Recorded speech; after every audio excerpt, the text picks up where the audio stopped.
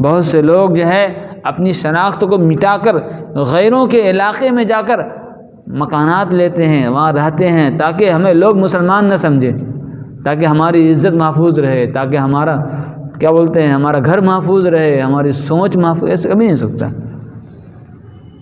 बड़े अफसोस की बात है आज हमने मस्जिदों के करीब घर लेना पसंद नहीं किया। ये हमारी सोच कहाँ से आ रही है? गैरों की शबाहत करने की बुनियाद पर, जिसकी बुनियाद पर लोग हमें आज मुसलमान कहने को तैयार नहीं, मुसलमान समझने को तैयार नहीं, चूँकि हमने अपनी शनाख्त मिटा दी, हमने अपने अखलाक को बर्बाद कर दिया, हमने जो है अपने अफकार को बर्बाद कर दिया।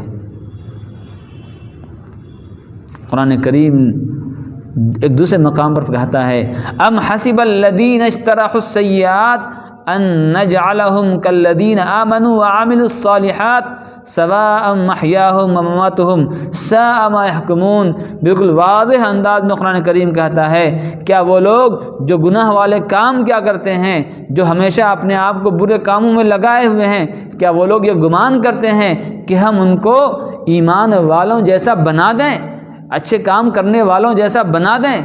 कभी नहीं हो सकता। उनका जीना और उनका मरना दोनों बराबर है। वो ज़िंदा रहें तब भी कोई फ़र्क पड़ने वाला नहीं, वो मर जाएं तब भी कोई फ़र्क पड़ने वाला नहीं है। सा मा यहकुमून, वो जो फैसला कर रहे हैं बहुत बुरा।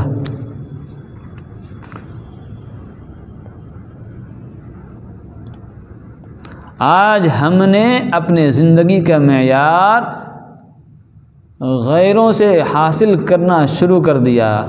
अपने घरेलू ताल्लुकात के तरीक़ों को गैरों से, दुश्मनान इस्लाम से हासिल करना शुरू कर दिया।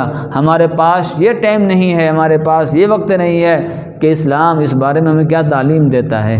हमारी शनाख्त कहाँ बाकी रहेगी?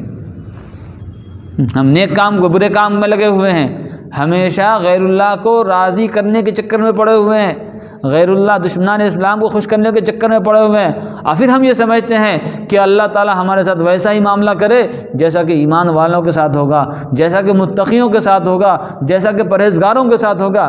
क्या ये फ़ैसला सही है हमारा? क्या हमारी ये सोच सही है कि हम रात और दिन अल्लाह के अहकाम की मुखालफत करते रहें, अल्लाह के अहकाम की नाफरमानियाँ करते रहें, अल्लाह के दीन का इस्तेहज़ा करने वालों का साथ देते रहें, और हम ये चाहेंगे कि हमारा मामला ईमान वालों के साथ हो, मुत्तक़ियों के साथ हो, परहेज़गारों के साथ हो, अच्छे काम करने वालों के साथ हो, दीन की मेहनत की फ़िक्र लेकर चलने वालों के साथ हो? ऐसा कभी नहीं हो सकता। कुरान करीम ने और वाज़ेह अंदाज में बतलाया, वमा यस्तविल आमा वल बसीर, क्या अंधा और बीना बराबर हो सकता है? एक आदमी नाबीना है, दोनों आँख से नहीं देख सकता, एक आदमी बीना है, दोनों आँख से देख सकता है। इसकी शनाख्त अलग है, इसकी पहचान अलग है। क्या हम दोनों को बराबर कह सकते हैं? क्या हमारी अक़ल इस बात की इजाज़त देती है? जब यहाँ हमारी अक़ल इस बात की इजाज़त नहीं दे रही है, तो मज़ाहिब के एतबार से अपने तशख़्ख़ुसात में रल मिल दूसरों के साथ रल मिल जाने की कैसे इजाज़त देगा? वहाँ हमारी अक़ल कैसे इजाज़त दे रही है कि अपने तशख़्ख़ुस को, अपनी पहचान को, अपनी शनाख्त को फ़ना कर दो, ख़त्म कर दो, गैरों की शबाहत इख्तियार कर लो, हमारी वज़ाक़ता गैरों जैसी हो जाए, और फिर हम अल्लाह से उम्मीद करें कि हमारा मामला ईमान वालों जैसा हो? कभी नहीं हो सकता। वल्लज़ीना आमनू व अमिलुस्सालिहात वलल मुसीउ क़लीलन मा तज़क्करून, जो नेक काम करने वाले हैं, जो ईमान वाले हैं, और जो बुरे हैं, और क्या वो दोनों बराबर हो सकते हैं? तुम लोग बहुत कम नसीहत हासिल करते हो, अपनी अक़लों का इस्तेमाल दीन के कामों में बहुत कम क्या करते हो। दीन को समझने में, दीन की सही तस्वीर, दीन की सही तालीम हासिल करने में, नबी करीम सल्लल्लाहु अलैहि वसल्लम की सुन्नतों को हासिल करने में अपनी अक़लों का और अपने जिस्म का और अपनी जान का और अपने माल का इस्तेमाल बहुत कम क्या करते हो। जितना हमने अपनी तवानाई, अपनी क़ुव्वतों का इस्तेमाल दुनिया बनाने के चक्कर में किया है, गैर दुश्मनान इस्लाम को राज़ी करने के चक्कर में किया है, उतना कभी हमने अपने रब को राज़ी करने के लिए अपनी अक़ल का इस्तेमाल नहीं किया, अपनी ताकत का इस्तेमाल नहीं किया, अपने माल का इस्तेमाल नहीं किया, अपनी जान का इस्तेमाल नहीं किया। क्या ये हमारा अमल सही है? क्या हम इंसाफ पसंद हैं? इंसाफ का यही तकाज़ा है। गैरों की तालीम हासिल करने के लिए हम कितनी कुर्बानियाँ देते हैं, कितनी मशक्क़तें बर्दाश्त करते हैं, कितने रुपए खर्च करते हैं, मिलता क्या है? हमारा लड़का हमारे हाथ से निकल जाता है। एक आदमी बतला रहा है कि हमारा नाती जो बोलता है कि बाइबल कुरान करीम से अच्छा है।